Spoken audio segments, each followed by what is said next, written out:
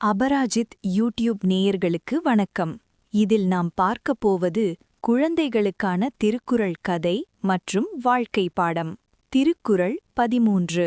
விண்ணின்று பொய்ப்பின் விரிநீர் வியனுலகத்து உள்நின்று உடற்றும் பசி.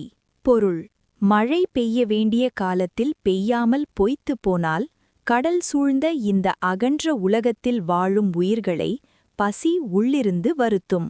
அதாவது, கடல் நீர் சூழ்ந்திருந்தாலும் மழை பெய்யாமல் உலகில் பசி தீராது.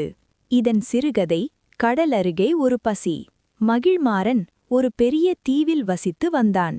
அந்த தீவை சுற்றி எங்கு பார்த்தாலும் நீல நிற கடல் நீர் ஆர்ப்பரித்துக் கொண்டிருக்கும். ஆனால் கடந்த 2 ஆண்டுகளாக அந்த தீவில் ஒரு சொட்டு மழை கூட பெய்யவில்லை. ஒரு நாள் மகிழ்மாறன் கடற்கரையில் அமர்ந்து கடலை பார்த்து கொண்டிருந்தான்.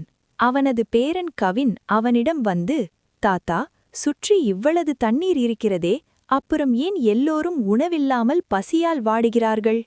பயிர்கள் ஏன் கருகிவிட்டன என்று கேட்டான். மகிழ்மாறன் ஒரு பிடி கடல் நீரை எடுத்து தன் வாயில் வைத்தார். உடனே அதை துப்பிவிட்டு, கவின், இந்த நீர் உப்பானது, இதை குடிக்கவும் முடியாது, செடிகளுக்கு ஊற்றவும் முடியாது. வானத்திலிருந்து விழும் மழைநீர் மட்டும்தான் நிலத்தின் தாகத்தை தீர்த்து உணவை தரும் என்றார். மழை பெய்யவில்லை என்றால் மண்ணுக்குள்ளிருக்கும் ஈரப்பதம் மறைந்துவிடும், நிலம் விளையாது. நிலம் விளையவில்லை என்றால் நம்மிடம் எவ்வளவு செல்வம் இருந்தாலும், சுற்றி எவ்வளவு கடல் நீர் இருந்தாலும் பசி நம் வயிற்றை கிழிக்கும். மழைதான் பசியை துரத்தும் மருந்து என்று விளக்கினார். அன்று மாலை வானில் கருமேகங்கள் கூடின. மழை துளிகள் மண்ணில் விழுந்தபோது அந்த தீவே உயிர் பெழத் தொடங்கியது. வள்ளுவர் கூறியது போல, கடல் நீர் சூழ்ந்த உலகமாக இருந்தாலும் வானம் கொடுத்தால் மட்டுமே பசி அடங்கும் என்பதை கவின் புரிந்து கொண்டான். இந்த குறள் மழையின் இன்றியமையாமையை உணர்த்துகிறது.